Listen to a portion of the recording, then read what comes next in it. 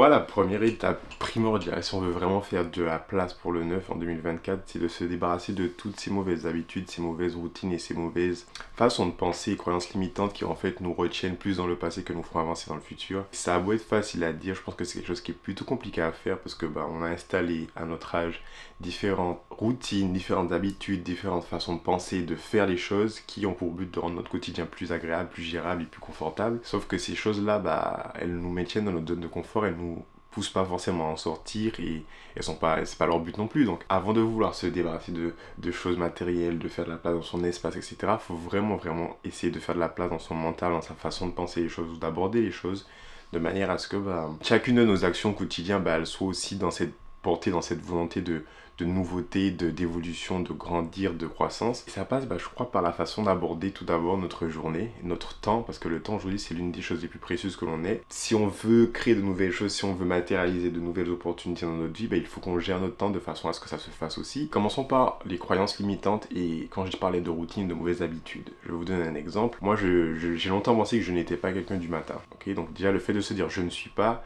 je pense que c'est quelque chose qui nous retient dans le passé parce que on est ce que l'on pense, et donc le fait de penser je ne suis pas si je ne suis pas ça quotidiennement, ça finit toujours par impacter un petit peu la façon dont on se comporte vis-à-vis de cette chose. Parce que si je dis je ne suis pas, je pense que mes actions et mon comportement vis-à-vis de cette situation que je ne suis pas vont se refléter. Et donc, quand je me disais toujours, moi je ne suis pas du matin.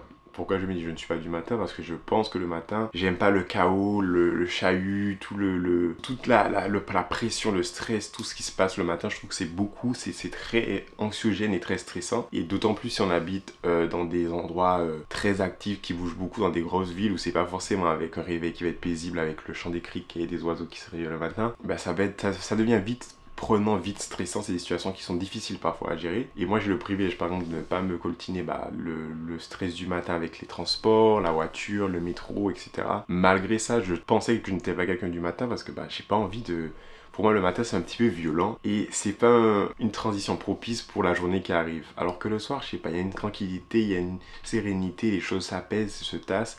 Et là, il y a une clarté qui s'installe autour de toi où tu peux faire les choses mieux. Donc du coup, je pensais toujours que tu es quelqu'un du soir. Sauf que voilà, même si j'ai le privilège d'être à mon compte, j'avais besoin de gagner plus de temps, d'avoir plus de temps pour faire les choses. Qu'est-ce que je me suis dit? Bon, peut-être que je ne suis effectivement pas du matin. Mais pourquoi je ne suis pas du matin? Parce que je me sens stressé par le réveil, anxiogène par toute la pression, la rapidité, la vitesse à laquelle les choses se mettent en place. Et j'ai l'impression qu'en fait, ça ne me permet pas d'avoir le bon mindset pour aborder ma journée. Et donc, comme je vous disais, ça ne me donne pas le bon mindset pour aborder ma journée.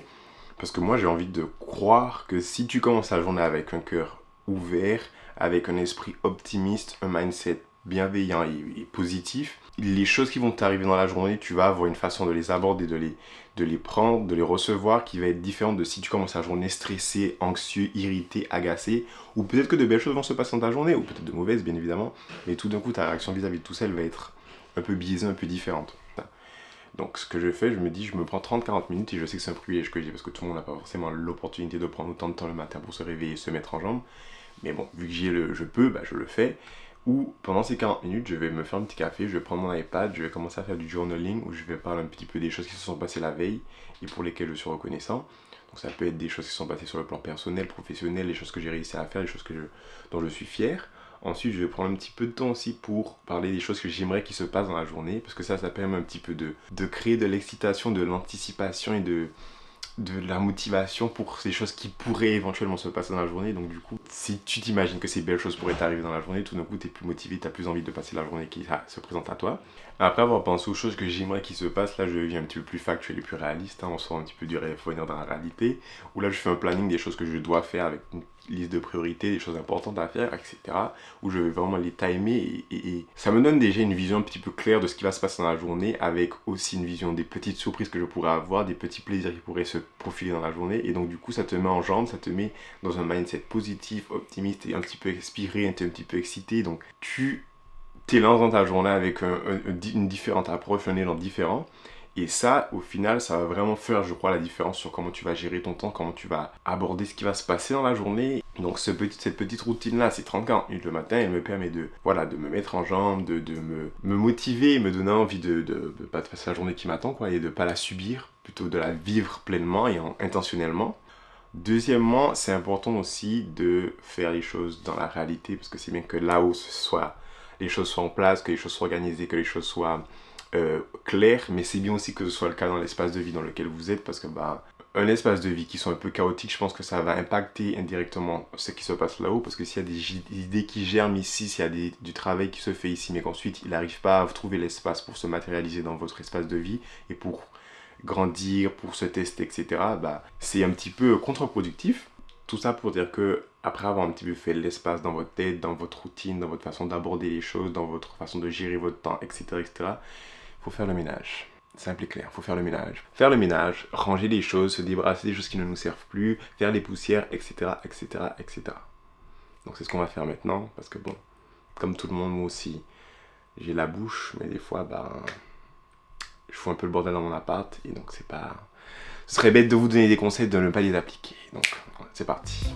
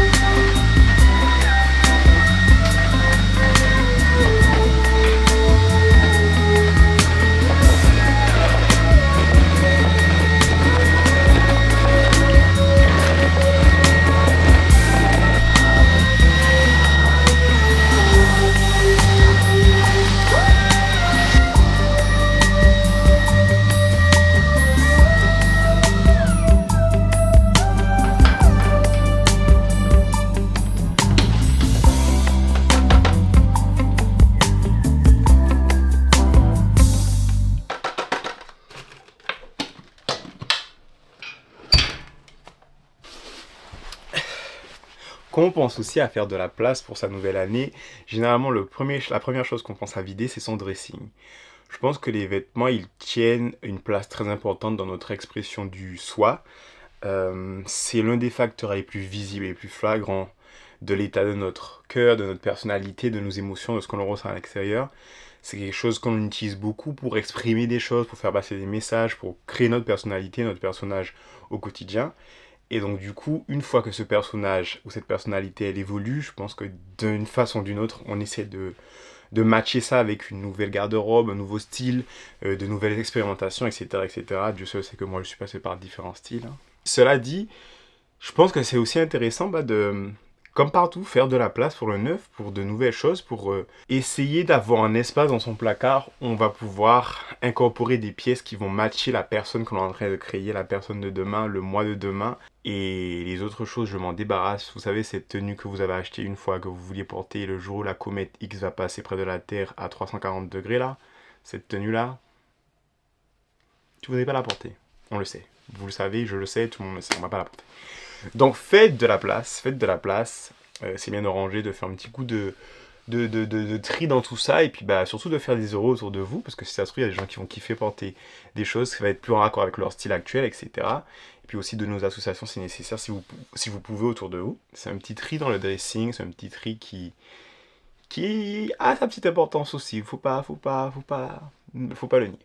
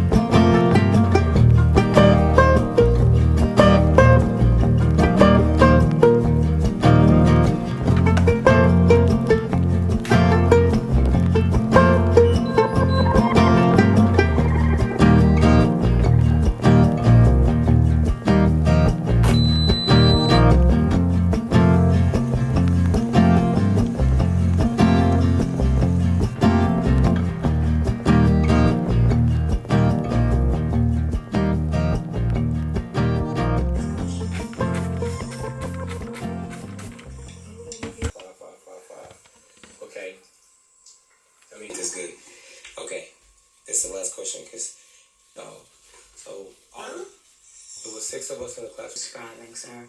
You should have never had any candy. Nos opticiens prennent soin de vos lunettes pour qu'elles durent plus longtemps.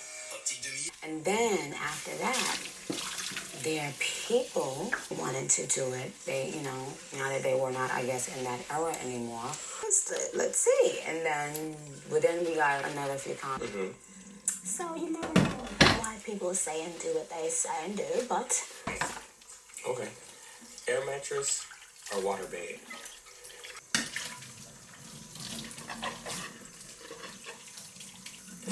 Feeling myself, everybody. Those are my top 3 songs from you. All those things. So either.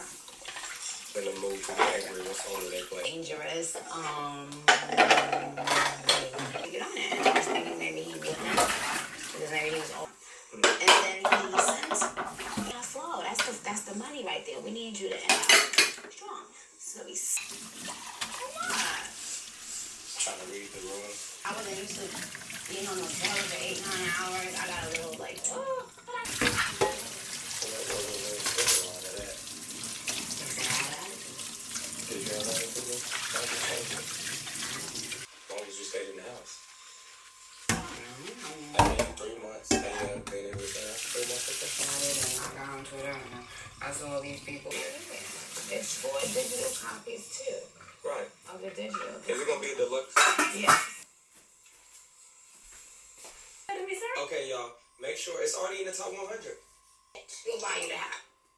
Don't stop. I would say that, but you know that, that piece of, Jason Summers. Marquise? Huh? Marco, should I say my real name? Yeah. They gonna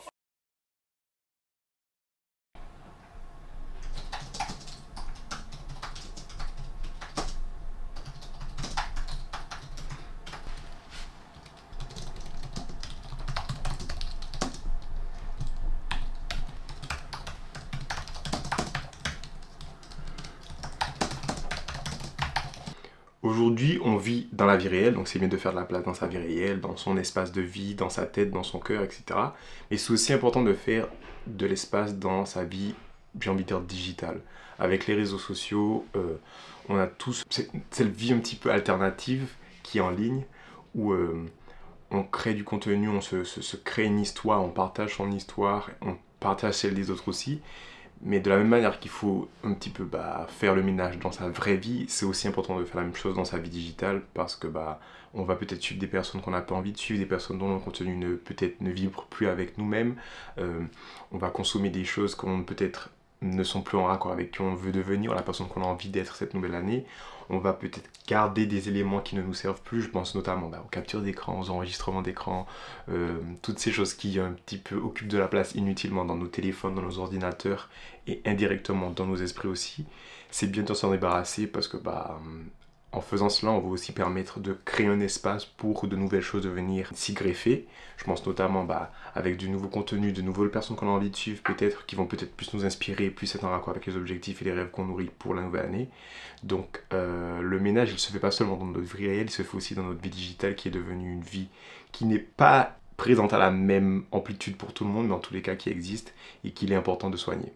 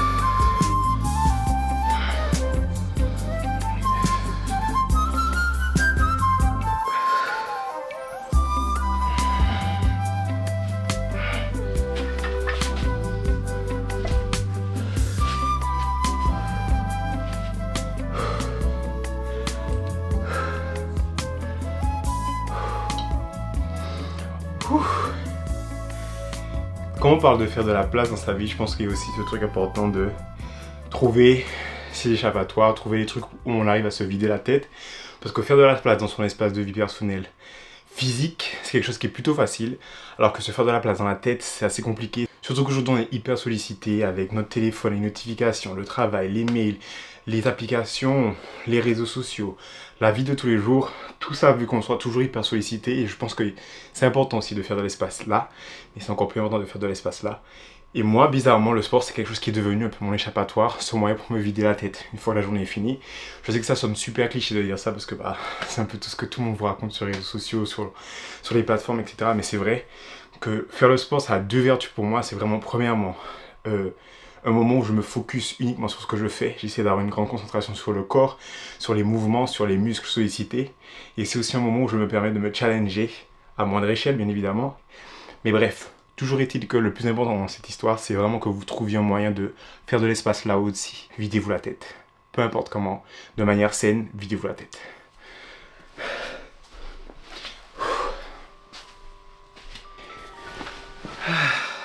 Bon, on arrive à la fin de cette vidéo, mais avant de terminer, je voulais juste vous dire une dernière chose.